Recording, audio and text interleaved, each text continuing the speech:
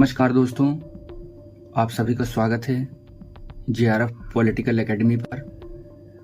दिसंबर 2006 का पेपर हम लोग सॉल्व करेंगे।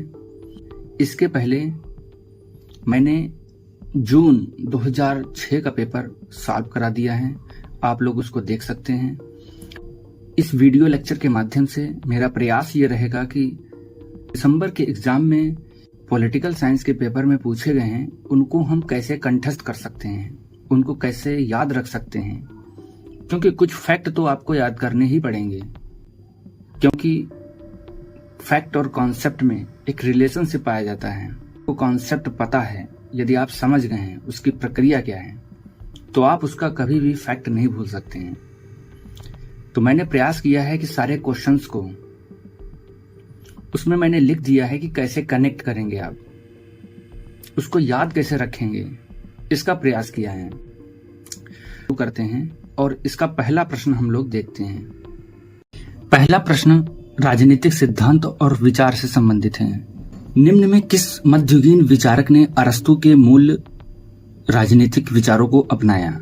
यानी कि अरस्तु की जो मूल विचार थे, जैसे उन्होंने तर्क को प्रधानता दी, वैज्ञानिक दृष्टिकोण को प्रधानता दी, राज्य के उद्देश्य, यानी कि अरस्तु के मूल राजनीतिक विचारों को सेंट एक्विनास ने एक्वायर किया है।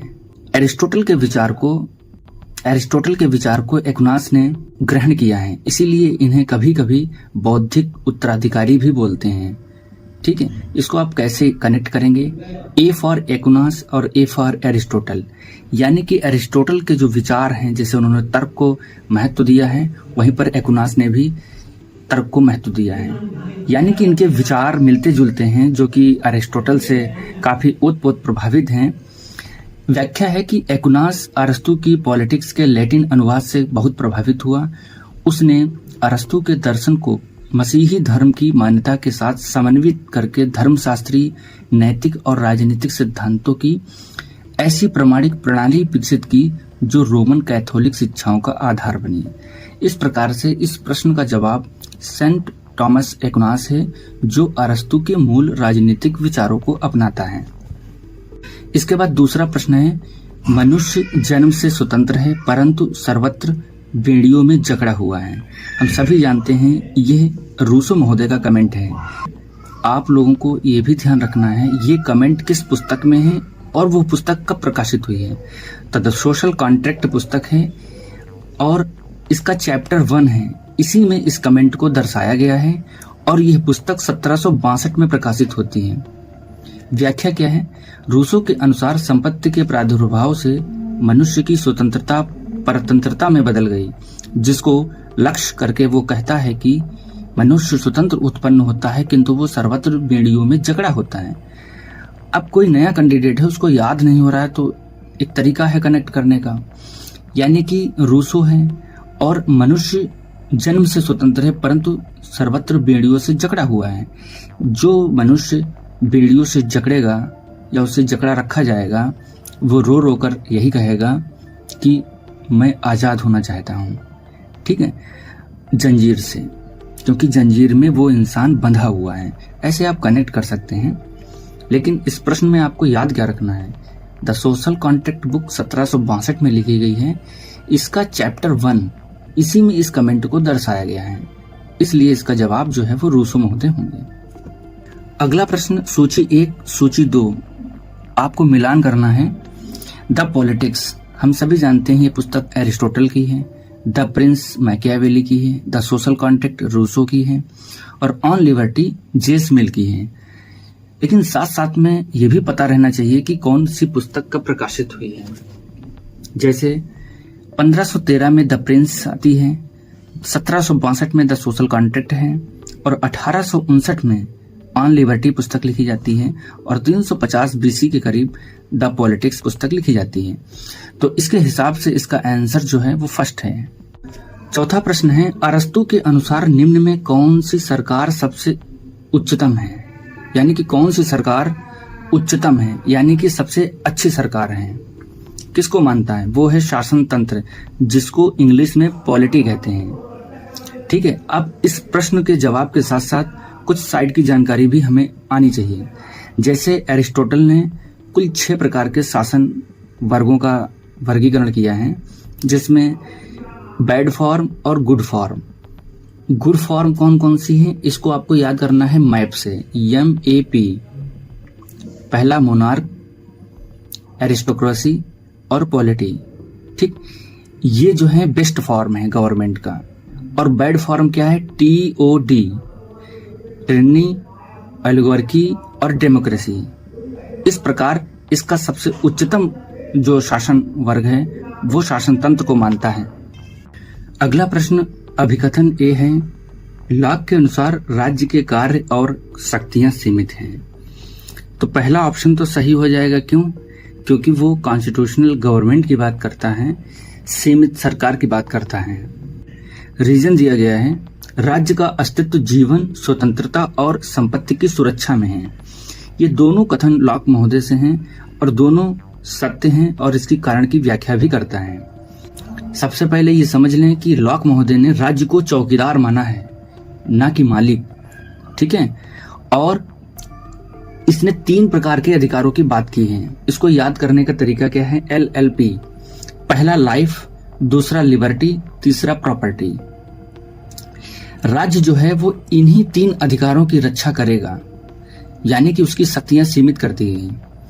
इसलिए इसका आंसर जो है वो फर्स्ट सही होगा, जो कि दोनों कथन सत्य हैं और कारण की व्याख्या भी करता है। अगला प्रश्न है, मैचिंग है। एक तरफ विचार लिखा है, दूसरी तरफ विचारक लिखा है। सामान्य इच्छा हम सभी जानते हैं रूसो महोदय से संबंधित है। असीम प्रभुत्वता, अनलिमिटेड जो सॉवरेंटी की बात करते हैं वो थॉमस हॉब्स करते हैं, जो कि लेवियाथन है। ये पुस्तक 1651 में लिखी जाती है। और नव राजनीति विज्ञान जो कि मैकियावेली से रिलेटेड है, और सीमित सरकार जो कि जॉन लॉक महोदय से है। इस हिसाब से इसका आंसर सी करेक्ट होगा। अगला प्रश्न है, प्लेटो के अनुसार राज्य का निम्नतम रूप कौन सा है, सबसे खराब रूप कौन सा है? सबसे खराब निम्नतम रूप माना है डेमोक्रेसी को। इसका जवाब ऑप्शन ए करेक्ट हो जाएगा। और सबसे खराब टिरनी को माना है, इसको याद रखना है। सबसे अच्छा किसे माना है, एरिस्टोक्रेसी को माना है सबसे अच्छा और आदर्श। 8वां प्रश्न है, अरस्तु के अनुसार सर्वश्रेष्ठ शासन तंत्र निम्नलिखित किस नियम पर आधारित है? जो कि मध्यम वर्ग, पॉलिटी जिसको कहता है। अरस्तु मध्यम वर्ग दार्शनिक था, उसे अतिवादिता बिल्कुल भी पसंद नहीं थी, अतः उसने राजतंत्र एवं कुलीन तंत्र के स्थान पर पॉलिटी को ही सर्वश्रेष्ठ शासन प्रणाली माना। इसके बाद अगला प्रश्न है, किस अराजकतावादी विचारक की श्रेणी में रखा जाता है? किसे? गांधी महोदय को अराजकतावादी विचारक की श्रेणी में रखा जाता है। और गांधी जी को अराजकतावादी किसने कहा? गोपीनाथन धवन ने कहा। ठीक। नेक्स्ट, किसने उदारवादी लोकतंत्र का अधिकारात्मक व्यक्तिवाद के आधार पर परीक्षण किया? Option A Rousseau, option B Anthony Downs, option C CB Macpherson, option D Robert Rail. हम सभी जानते हैं कि जो पजेसिव इंडिविजुअल की बात मैकफर्सन करते हैं, क्योंकि ये व्यक्तिगत अधिकारों को प्रमोट करने की बात करते हैं, इसलिए इसका ऑप्शन जो है वो CB मैकफर्सन हो जाएगा। इनकी किताब का नाम the political theory of possessive individual 1962 में किताब लिखी गई थी, ये भी आपको याद रखना है। CB मैकफर्सन ने उदारवादी लोकतंत्र का अधिकारात्मक व्यक्तिवाद के आधार पर परीक्षण किया। उदारवाद का आधार जो कि स्वतंत्रता होता है और वह केंद्रीकृत शासन का विरोधी है, जबकि लोकतंत्र का मूल आधार स्वतंत्रता है। अगला प्रश्न है, निम्नलिखित में कौन विशिष्ट वर्ग के संचालन में विश्वास करता है, यानी कि सर्कुलेशन ऑफ एलिट्स? ये थ्योरी किसकी है? देखिए, एलिट्स थ्योरी जो है वो पैरेटो, मोस्का, मिचेल्स और सी राइट मिल्स इनसे संबंधित है। तो ऑप्शन बी जो है पैरेटो एंड मोस्का हो जाएगा। लेकिन हम याद कैसे करेंगे? क्योंकि जैसे क्वेश्चन ऐसे भी पूछता है कि कौन से अभिजनवादी विचारक किस देश के हैं, तो इसको याद करने का तरीका क्या है? PM Italy. ठीक है, तो PM इटली का अर्थ क्या हुआ कि P से पैरेटो, M से मोस्का, यानी कि ये दोनों लोग इटली के निवासी हैं। पैरेटो जो कि विशिष्ट वर्ग का बात करता है, मोस्का पॉलिटिकल क्लास राजनीतिक वर्ग की बात करता है। ये भी मैचिंग में पूछा जा सकता है। इसके बाद रॉबर्ट मिचेल्स जो कि ये जर्मनी के थे और इन्होंने आयरन लॉ ऑफ ओलिगार्की ये कॉन्सेप्ट दिया है, अल्पतंत्र का लौह नियम। ठीक है, इसके बाद सी राइट मिल्स ये अमेरिका के हैं, इन्होंने पावर एलीट कॉन्सेप्ट दिया है। तो क्वेश्चन है, निम्नलिखित में कौन विशिष्ट वर्ग के संचालन में विश्वास करता है? इसका आंसर पैरेटो मस्का हो जाएगा। इनका मानना है कि समाज में हमेशा एक विशिष्ट वर्ग शासन अवश्य करता है। जैसे यहाँ पे ये समझाया गया है कि सर्कुलेशन, यहाँ पर ये समझाया गया है कि सर्कुलेशन थ्योरी क्या है, यानी कि नए वर्ग पुराने वर्ग, नए वर्ग पुराने वर्ग, ये रोटेशन चलता रहता है। और इसमें इनका मानना है कि समाज में एक विशिष्ट वर्ग जो है वो हमेशा बना रहता है, जो कि शासन करता है। अगला प्रश्न तुलनात्मक राजनीति एवं राजनीतिक विश्लेषण से संबंधित है। प्रश्न है, तुलनात्मक राजनीति के क्षेत्र के अध्ययन में समाविष्ट है, यानी कि क्या समाविष्ट है, क्या शामिल है? औपचारिक संरचनाएं तथा उनके कार्य, राजनीतिक प्रक्रियाएं, गैर संवैधानिक संस्थाएं, उपयुक्त में से सभी। तो जो तुलनात्मक राजनीति है वो सारी प्रक्रियाएं, सारे कार्यों का अध्ययन करता है, इसलिए इसका आंसर उपयुक्त सभी हो जाएगा। तुलनात्मक राजनीति के अध्ययन के अंतर्गत संविधान, हित समूह, राजनीतिक दल, कार्यपालिका, विधायिका और विधायी व्यवहार, निर्वाचक और मतदान व्यवहार, कानूनी पद्धतियां, लोक प्रशासन आदि के सांगोपांग विश्लेषण को लिया जा सकता है। अगला प्रश्न, ये प्रश्न है, सामान्य व्यवस्था सिद्धांत समाज विज्ञान में सर्वप्रथम विकसित हुआ, यानी कि सबसे पहले कहाँ विकसित हुआ, उसके बाद कहाँ से आया, फिर उसके बाद कैसे डेवलपमेंट हुआ? तो पहला मनोविज्ञान है, फिर राजनीति विज्ञान है, नृशास्त्र है, समाजशास्त्र है। इसकी सिंपल ट्रिक्स है, एएसपी, पुलिस विभाग का एक पद होता है एएसपी, तो एएसपी, ठीक। तो पहला आपको याद रखना है एंथ्रोपोलॉजी है, दूसरा सोशियोलॉजी है, तीसरा जो है साइकोलॉजी है और चौथा पॉलिटिकल है। ये क्रम है, इसके अकॉर्डिंग जो है ऑप्शन ए करेक्ट हो जाएगा। आपको ये याद रखना है, पहला एंथ्रोपोलॉजी है, दूसरा सोशियोलॉजी है, तीसरा साइकोलॉजी, फिर चौथा पॉलिटिकल। तो इस ऑप्शन से जो है ऑप्शन ए करेक्ट हो जाएगा। अगला प्रश्न है, आलमंड के अनुसार राजनीतिक व्यवस्था में निवेश कार्यों में शामिल है, तो क्या शामिल है? पहला हित अभिव्यक्तिकरण, हित समूहीकरण, कानून निर्माण, कानून लागू करना। इनपुट में और आउटपुट में तीन ही चीजें आती हैं, एक तो कानून निर्माण करना, क्रियान्वयन करना और न्याय निर्णय करना। ये तीनों चीजें निर्गत में आती हैं, निवेश में नहीं आती हैं। निवेश में क्या आता है, यानी कि इनपुट में क्या आता है, इन मतलब इंटरेस्ट, जैसे इंटरेस्ट का मतलब क्या होता है, हित, तो इसमें भी हित लिखा हुआ है, इसमें भी हित लिखा हुआ है, तो इसके according option first and second ये जो है करेक्ट हो जाएगा, तो इसलिए ऑप्शन ए इज करेक्ट। लेकिन इनपुट में क्या आता है, जैसे हित अभिव्यक्तिकरण, हित समूहीकरण, राजनीतिक संप्रेषण, ये सब जो है वो इनपुट का हिस्सा है, इसलिए ऑप्शन ए इज करेक्ट। अगला प्रश्न है, निम्नलिखित में किसने आधुनिकीकरण को मानव विचार और क्रिया के सभी क्षेत्र में परिवर्तन की बहुमुखी प्रक्रिया बताया है? Option Kenneth Organski, Almond and Powell, Lucian Pye और सैमुअल हंटिंगटन। तो इसका ऑप्शन केनेथ ऑर्गेन्स्की है। केनेथ ऑर्गेन्स्की ने आधुनिकीकरण को मानव विचार और क्रिया के सभी क्षेत्र में परिवर्तन की बहुमुखी प्रक्रिया बतलाया। राजनीतिक आधुनिकीकरण की संकल्पना उस राजनीतिक परिवर्तन की स्थिति की ओर निर्देशित करती है जो विशेषकर आधुनिक काल में यूरोपीय देशों में और फिर हाल के वर्षों में विश्व के अन्य देशों में हुआ। तो इस आधुनिकीकरण को मानव विचार और क्रिया के सभी क्षेत्रों में परिवर्तन की बहुमुखी प्रक्रिया केनेथ ऑर्गेन्स्की महोदय ने बताया है, इसलिए इसका ऑप्शन ए करेक्ट हो जाएगा। अगला प्रश्न है, संवैधानिक सरकार है क्या है? सीमित सरकार, संविधान युक्त सरकार, सरकार जिसका अध्यक्ष राष्ट्रपति हो, या सरकार जिसका अध्यक्ष प्रधानमंत्री हो? यहाँ पर अध्यक्ष की बात ही नहीं है, पूछा है संवैधानिक सरकार क्या है, यानी कि कॉन्स्टिट्यूशनल गवर्नमेंट क्या होती है, जिसको लाक महोदय ने सीमित सरकार के लिमिटेड गवर्नमेंट के रूप में बताया है। तो संवैधानिक सरकार एक सीमित सरकार होती है, यानी कि सरकार संविधान के अधीन, शक्तियां सीमित होती हैं, सरकार मनमानी नहीं कर सकती है, सरकार मनमानी नहीं कर सकती यानी कि शक्तियां सीमित हैं, इसी को सीमित शासन कहते हैं। तो संवैधानिक सरकार से तात्पर्य सीमित सरकार से है। संवैधानिक सरकार के अंतर्गत शासन व्यवस्था किसी परंपरा एवं रीति रिवाज के आधार पर नहीं चलती, बल्कि संविधान में उल्लेखित नियमों के आधार पर चलाई जाती है, यानी कि संविधान के अधीन, संविधान के अनुरूप कार्य किया जाता है। उसे हम संवैधानिक सरकार कहते हैं, जो कि सीमित सरकार की वकालत करता है, इसलिए ऑप्शन जो है वो ए सही हो जाएगा। विश्व में सबसे शक्तिशाली विधान पालिका है, सभी जानते हैं, इंग्लैंड की संसद, क्योंकि यहाँ संसदीय संप्रभुता सुप्रीम होती है, जो कि एवी डाइसी ने इस कॉन्सेप्ट को समझाया है, और इंग्लैंड की संसद जिसे हम मदर ऑफ पार्लियामेंट भी कहते हैं। अगला प्रश्न मैचिंग का है, राजनीतिक विकास के चरण, राजनीतिक विकास के संकट, राजनीतिक संस्कृति का वर्गीकरण और राजनीतिक दलों का वर्गीकरण, यह पुस्तकें किस लेखक से संबंधित है? पहला Lucian Pye, Kenneth Organski, Almond and Verba, LaPalombara तथा माइनर विनर।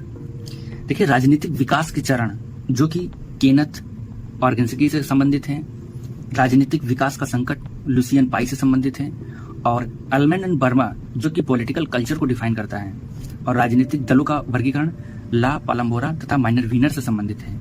इसको हम याद कैसे करेंगे? देखिए, राजनीतिक विकास के चरण, इसको याद करने का तरीका ये है, ऑर्गन्सकी को हम ऑर्गन से रिलेट करते हैं। ऑर्गन यानी कि कोई तत्व जो कि धीरे धीरे डेवलप होता है, मतलब धीरे धीरे स्टेज, ठीक है, वो चरणबद्ध तरीके से विकसित होता है। यानी कि जो राजनीतिक विकास का चरण है वो ऑर्गेन्सिकी से रिलेटेड है, यानी कि केनेथ ऑर्गेन्सिकी से रिलेटेड है। आप इसको कनेक्ट कर पा रहे होंगे। इसके बाद है राजनीतिक विकास का संकट। संकट कब आता है? जब पाई टूट जाती है, पाई टूट जाती है। पाइप टूटने से क्या होता है? संकट आ जाता है। आप इसको ऐसे याद कर सकते हैं। पालम्बोरा और वीनर, ये है राजनीतिक दलों के वर्गीकरण से। वीनर लिखा है माइनर वीनर। माइनर वीनर मतलब विनर, मतलब जीत जाना। जब कोई पार्टी जीतती है तो पार्टी होती है, यानी कि ये दलों से संबंधित है। तो इस प्रकार हम लोगों ने ये कनेक्ट किया है कि केनेथ ऑर्गेन्सिकी जो कि चरण से स्पष्ट है, इसके बाद संकट पाई से रिलेटेड है, संस्कृति आलमंड से रिलेटेड है, और ला पालम्बोरा तथा माइनर वीनर जो कि राजनीतिक दलों के वर्गीकरण से संबंधित है। इस अगला प्रश्न भारतीय शासन एवं राजनीति से संबंधित है। भारत में भूदान आंदोलन का प्रारंभ किसने कराया? हम सभी को पता है कि आचार्य विनोबा भावे ने। इसकी स्टार्टिंग कब हुई? 1951 में। स्थान तेलंगाना है। 100 एकड़ भूमि का इशू है जिसमें भूमिहीन किसानों को दी गई थी।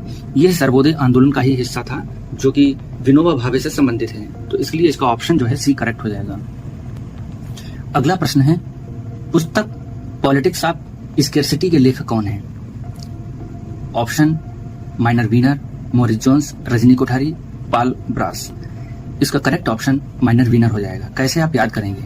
देखिए, पॉलिटिक्स ऑफ स्कैरसिटी किताब जो है माइनर वीनर की है, यानी कि विनर मतलब जीतना, और कोई कब कैसे जीतता है उसके लिए स्कैरसिटी को हम लोग कनेक्ट करते हैं सैक्रिफाइस से, यानी कि जो त्याग करेंगे वही विनर होंगे और वही जीत हासिल कर पाएंगे। तो आप इसको स्कैरसिटी से कनेक्ट करके सैक्रिफाइस, इसे कनेक्ट करके आप इसको याद कर सकते हैं। अगला प्रश्न है, भारतीय संसद के दोनों सदनों में साधारण विधेयक पर मतभेद की स्थिति में केस किसको पेश किया जाता है? जब कभी साधारण विधेयक पर मतभेद हो जाता है तो संयुक्त बैठक का प्रावधान होता है, लेकिन कभी भी 2/3 या विशेष बहुमत, इन सभी पर संयुक्त बैठक नहीं होता है। संयुक्त बैठक का प्रावधान सिर्फ साधारण विधेयकों के मामले में होता है। संयुक्त बैठक का प्रावधान 108 में दिया गया है कि कब, क्यों, कैसे, यानी कि कब बुलाई जाएगी, क्यों बुलाई जाएगी, कैसे बुलाई जाएगी। यह बात 108 में लिखी है, लेकिन यह बात नहीं लिखी हुई है कि लोकसभा अध्यक्ष उसकी अध्यक्षता करेगा। ये बात 118 के चौथे क्लास में लिखी है कि लोकसभा अध्यक्ष करेगा इसकी अध्यक्षता। तो इसलिए इसका ऑप्शन जो है सी हो जाएगा। अगला प्रश्न है, लोकसभा सदस्य की अयोग्यता के प्रश्न पर निर्णय किसके द्वारा लिया जाता है? लोकसभा अध्यक्ष के द्वारा लिया जाता है। इसका ऑप्शन करेक्ट बी हो जाएगा, लेकिन इसमें कुछ कॉन्सेप्ट की चीजें हैं, उनको पढ़ना भी आवश्यक है। यदि दल बदल के आधार पर किसी को हटाया जा रहा है, किसी की अयोग्यता को साबित किया जा रहा है, उसके प्रश्न पर निर्णय लेना है, ये दल बदल के आधार पर है, तो 10th शेड्यूल में आता है और उस पर निर्णय जो है वो लोकसभा अध्यक्ष करते हैं। यदि 102 के तहत, यानी कि सामान्य अयोग्यता जैसे लाभ का पद है या नागरिकता है, ऐसे में निर्वाचन आयोग से पहले सलाह ली जाती है, राय ली जाती है, और वो राय राष्ट्रपति को दी जाती है। फिर इसका राष्ट्रपति जो है अंतिम विनिश्चय करते हैं। ठीक है, फाइनली जो है वो राष्ट्रपति निर्णय देते हैं, लेकिन निर्वाचन आयोग से पहले राय लेते हैं, और निर्वाचन आयोग जो राय देगा वो राष्ट्रपति के लिए बाइंडिंग नेचर की होगी, यानी कि वो अनिवार्य रूप से मानना पड़ेगा। ठीक है, तो इसलिए प्रश्न में ये पूछा गया है कि लोकसभा सदस्य की अयोग्यता के प्रश्न पर निर्णय, तो लोकसभा अध्यक्ष हो जाएगा, लेकिन साइड में इन दोनों पॉइंट्स को भी आपको समझ लेना है। अगला प्रश्न है, संवैधानिक उपचार का अधिकार भारतीय संविधान के किस अनुच्छेद में दिया गया है? तो अनुच्छेद 32 में दिया गया है, लेकिन 32 के कितने खंड हैं? 32 के टोटल 4 खंड हैं, 5 खंड हैं, 6 खंड हैं। तो सदैव याद रखिएगा 32 के टोटल 5 खंड हैं। पहले खंड में यह कहा गया है कि आप सुप्रीम कोर्ट जा सकते हैं। दूसरे खंड में जो 5 प्रकार की रिट्स होती हैं, रिट का अर्थ होता है न्याय का झरना, और रिट जो है वो ब्रिटेन के कॉन्स्टिट्यूशन से लिया गया है। तो 32 के दूसरे खंड में ये 5 प्रकार की रिट्स का वर्णन है। कभी पूछा जाए कि रिट्स का उल्लेख संविधान के किस अनुच्छेद में है, तो वो 32 के दूसरे खंड में दिया गया है। और 32 के तीसरे में जो है ये बात लिखी गई है कि संसद कानून बनाकर किसी अन्य न्यायपालिका को या न्यायालय को रिट जारी करने की शक्ति दे सकता है। तो इस प्रकार इसका ऑप्शन जो है आर्टिकल 32 हो जाएगा। लेकिन आप इसको याद रखिएगा कि रिट्स का उल्लेख 32 के दूसरे खंड में दिया गया है, यह बात याद रखिएगा आप। अगला प्रश्न है, निम्न में कौन सी मूल अधिकार श्रेणी छुआछूत विलोपन करती है? तो समानता का अधिकार। ये सिंपल क्वेश्चन है, इसका ऑप्शन बी करेक्ट हो जाएगा। अगला प्रश्न है, निम्न में कौन सा भारतीय संविधान में निरूपित नहीं है? यानी कि भारतीय संविधान में निरूपित का मतलब है रिप्रेजेंट, यानी कि किसका वर्णन नहीं किया गया है। तो हम सभी जानते हैं कि भारतीय राष्ट्रीय कांग्रेस एक संगठन है, ठीक है, INC। तो ऑप्शन सी जो है करेक्ट हो जाएगा। अगला प्रश्न है, सरकारिया आयोग किसके संबंध के पुनरावलोकन के लिए स्थापित किया गया है? हम सभी जानते हैं कि केंद्र और राज्य के संबंध, इनके पुनरावलोकन के लिए ये स्थापित किया गया था। इसका गठन 9 जून 1983 को हुआ। इसने रिपोर्ट 27 अक्टूबर 1987 को पेश की। इसका आकार लगभग 1600 से अधिक पृष्ठों का था। इसमें 19 अध्याय थे और इसने 247 सिफारिशें दी थी। इसकी व्याख्या हम लोग पढ़ते हैं। सरकारी आयोग का गठन केंद्र राज्य संबंधों के सुधार की दिशा में सिफारिश देने के लिए किया गया। इसका गठन सन 1983 में केंद्र सरकार द्वारा किया गया। यह आयोग 3 सदस्यीय था। अगला प्रश्न है, किस प्रधानमंत्री के कार्यकाल में नगरपालिका विधेयक प्रथम बार पेश किया गया? यहाँ पर प्रथम बार पूछा गया है, यानी कि सबसे पहले। तो 64वां संविधान संशोधन 1689 के समय राजीव गांधी उस समय प्रधानमंत्री थे। इनके समय में सबसे पहली बार नगरपालिका विधेयक को पास किया गया, तो इसलिए इसका ऑप्शन तो ये सही हो जाएगा।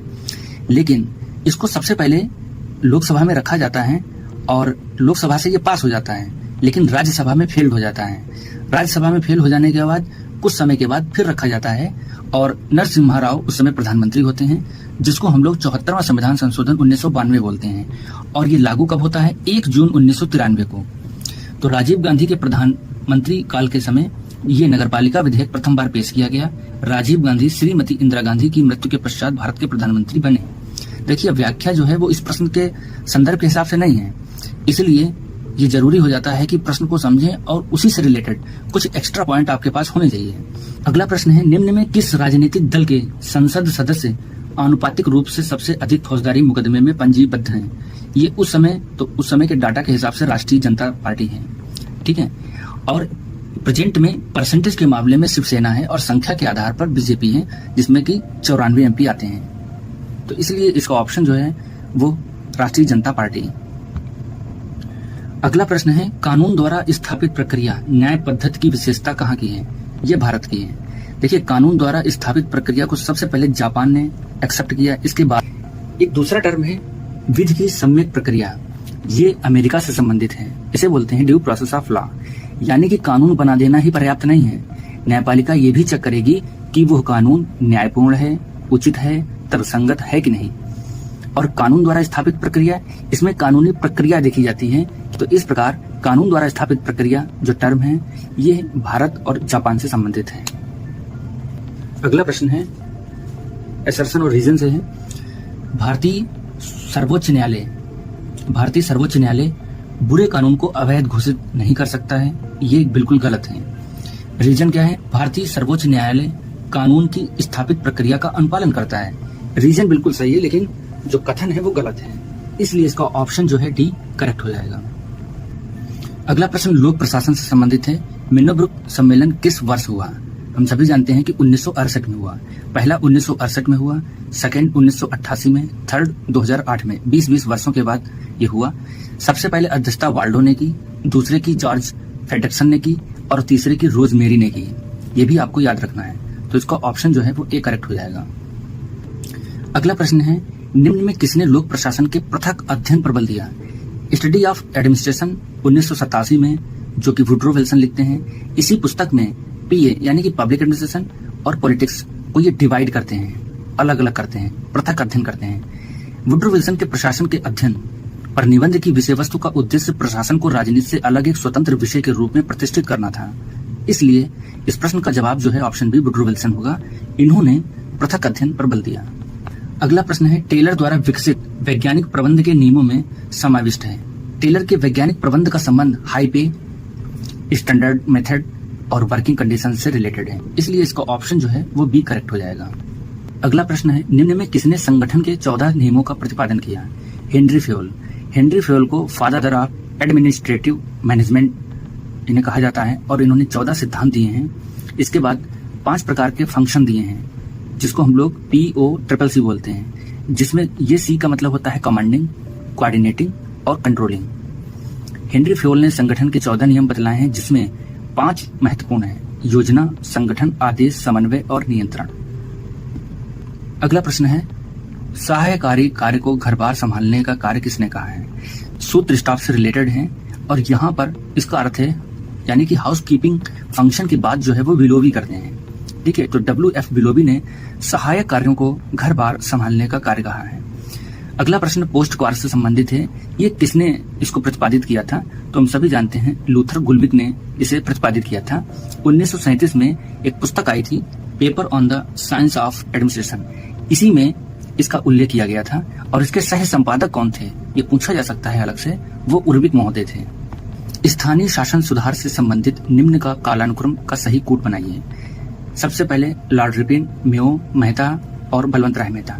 इसको कैसे याद रखेंगे? देखिए, सबसे पहले 1870 में मेयो आते हैं जो कि वित्तीय विकेंद्रीकरण की बात करते हैं। 1882 में लॉर्ड रिपिन आते हैं जो कि स्थानीय सुशासन का जनक माना जाता है। 1957 बलवंत राय मेहता, 1978 अशोक मेहता। बलवंत राय मेहता में 3 शब्द हैं, बलवंत, दूसरा राय, तीसरा मेहता, यानी कि त्रिस्तरीय की बात की है। और अशोक मेहता में 1, मेहता 2, यानी कि ये 2 स्तर की बात की है।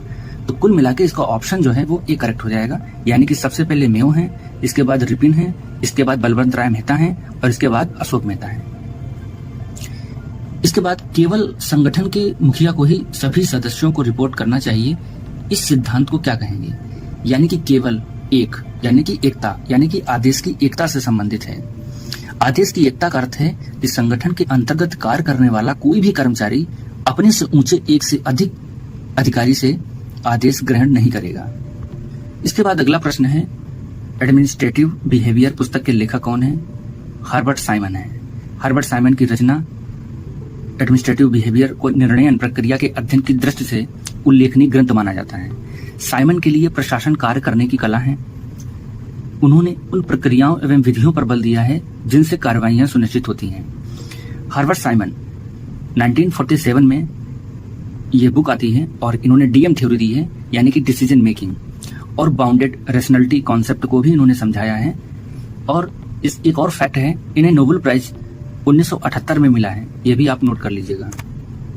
एक प्रश्न है जिसमें पुस्तक और लेखक हैं, तो डायरेक्ट हम लोग इसके आंसर को देखते हैं। संगठन का चिर प्रतिष्ठित जो कि हेनरी फेयोल हैं, क्रियाशील कार्य देशकता जो कि टेलर का कॉन्सेप्ट है, नियंत्रण का विस्तार VA ग्रेगुनास का है और पद सोपान प्रक्रिया जो कि मुनेरिले का है। अगला प्रश्न अंतर्राष्ट्रीय संबंध से रिलेटेड है। यथार्थवादी अंतर्राष्ट्रीय व्यवस्था का गठन करते हैं सहकारिता के आधार पर, ऑप्शन ए गलत, आदर्श के आधार पर गलत, अराजकता के आधार पर, क्रियाहीनता के आधार पर। हम सभी जानते हैं कि जो यथार्थवादी हैं वो आदर्श की बात नहीं करते हैं, वो सहकारी की बात नहीं करते हैं।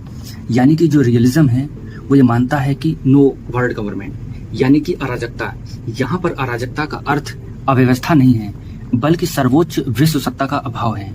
यथार्थवादी दृष्टिकोण का आधार मैकियावेली का यह कथन है कि मनुष्य शस्त्र, धन एवं रोटी युद्ध की शक्ति है, परंतु इन चारों में प्रथम 2 अत्यंत आवश्यक हैं, क्योंकि मनुष्य एवं शस्त्र, धन एवं रोटी प्राप्त कर सकते हैं, परंतु रोटी और धन मनुष्य एवं शस्त्र प्राप्त नहीं कर सकते हैं। एक कमेंट आपको याद रखना है, ये पूछा जा सकता है। तो इसका ऑप्शन जो है वो अराजकता के आधार पर हो जाएगा, ऑप्शन सी करेक्ट हो जाएगा। अगला प्रश्न है, अंतर्राष्ट्रीय संबंधों में शक्ति जो है वो सापेक्ष होती है। अंतर्राष्ट्रीय संबंधों में शक्ति सापेक्ष है। अंतर्राष्ट्रीय राजनीति में हम जिस शक्ति की चर्चा करते हैं वो राजनीतिक शक्ति है। राजनीतिक शक्ति से अभिप्राय है अन्य मनुष्यों के कार्यों एवं मस्तिष्क पर नियंत्रण। अगला प्रश्न है, कैप्लॉन के व्यवस्था दृष्टिकोण में विश्वव्यापी नायक हैं संयुक्त राज्य अमेरिका, संयुक्त राष्ट्र संघ, इंग्लैंड, WTO। कैप्लान के व्यवस्था दृष्टिकोण में विश्वव्यापी नायक अमेरिका है। अंतर्राष्ट्रीय क्षेत्र में व्यवस्था उपागम को लोकप्रिय करने में मार्टिन कैप्लान का विशेष हाथ रहा है। शक्ति राजनीति की धारणा को स्वीकार करते हुए उन्होंने अंतर्राष्ट्रीय राजनीतिक व्यवस्था की कुछ विशिष्ट आत्मनियामक विशेषता बताई हैं। तो इसलिए इसका ऑप्शन जो है वो ए करेक्ट हो जाएगा। अगला प्रश्न है संयुक्त सुरक्षा मृग तृष्णा है, कारण दिया गया है राज्यों को भय की सामान्य अनुभूति नहीं है। तो इस प्रश्न का जवाब जो है, क्योंकि रीजन में लिखा है राज्यों को भय की सामान्य अनुभूति नहीं है, ये गलत है, तो रीजन जो है वो गलत होगा। और संयुक्त सुरक्षा मृग तृष्णा है, ये बात सही है। अगला प्रश्न है कैदी की दृष्टिगोचर संकट उत्तेजित करता है हथियारों की दौड़। कैदी का दृष्टिगोचर संकट हथियारों की दौड़ को उत्तेजित करता है। हथियारों की होड़ के पीछे प्रमुख कारण विभिन्न देशों के बीच विवाद है, जैसे सीमा विवाद, शरणार्थियों को लेकर विवाद। इन विवादों ने दो राष्ट्रों के बीच संबंधों में अशांति पैदा की है। तो कैदों की दृष्टि गोचर संकट जो कि हथियारों की दौड़ को संदर्भित करता है। अगला प्रश्न है सैनिक गठबंधन मूल अवधारणा पर आधारित होते हैं। ऑप्शन सी सहकारी सुरक्षा। सैनिक गठबंधन सहकारी सुरक्षा की मूल अवधारणा पर आधारित होते हैं। सैनिक गठबंधन एक ऐसा गठबंधन होता है जिसमें विभिन्न राष्ट्र एक दूसरे के साथ सैन्य उद्देश्यों और युद्ध के दौरान सहायता करने का आश्वासन देते हैं की प्राप्ति के लिए आपस में जुड़ते हैं। इसलिए ऑप्शन सी करेक्ट हो जाएगा। अंतर्राष्ट्रीय कानून अपने संप्रयोग में है विश्वव्यापी, यानी कि अंतर्राष्ट्रीय कानून अपने संप्रयोग में विश्वव्यापी होते हैं। अंतर्राष्ट्रीय कानून ऐसे कानून होते हैं जिसका सभी देश पालन करने के लिए बाध्य होते हैं, क्योंकि वे ऐसे मानते हैं कि इसका पालन करने से वैश्विक शांति एवं स्थिरता कायम रहेगी। इसलिए इसका ऑप्शन जो है विश्वव्यापी होगा। Option is correct. अगला प्रश्न है निम्नलिखित घटनाओं का कालानुक्रम क्या है। पहला है मुनरो सिद्धांत, ट्रूमैन कॉन्सेप्ट, ब्रिजनेव ग्वाम सिद्धांत। तो मुनरो कॉन्सेप्ट जो है 1823 में आता है, ट्रूमैन कॉन्सेप्ट 1947, ब्रिजनेव 1968 और ग्वाम 1969। तो ऑप्शन बी ये करेक्ट होगा। आप इसको नोट कर सकते हैं। अगला प्रश्न है जिसमें पुस्तक और लेखक दिए गए हैं। इसकी व्याख्या को हम लोग समझते हैं। डेंट्स जो कि शक्ति संतुलन से रिलेटेड है, नॉर्मन एंजल जो कि अंतः निर्भरता से संबंधित हैं, कांट महोदय जो कि शांति की बात करते हैं, और वुड्रो विल्सन जो कि सुरक्षा की बात करते हैं, सामूहिक सुरक्षा की बात करते हैं। अगला प्रश्न है कुछ घटनाएं दी गई हैं, उनका क्रम क्या है। तो ऑप्शन सी जो है करेक्ट है। पहले वियना कांग्रेस, वर्साइल सम्मेलन, बेआपिक्स, हेलेंस्की शिखर। Option C is correct. Vienna 1814-15 के समय होता है, वर्साइल की संधि 1919 प्रथम विश्व युद्ध के बाद, और बेआपिक्स जो है वो 1961 क्यूबा संकट से रिलेटेड है, और हेलेंस्की शिखर जो कि 1975 से रिलेटेड है। तो आपको ये क्रम याद रखिएगा। धन्यवाद।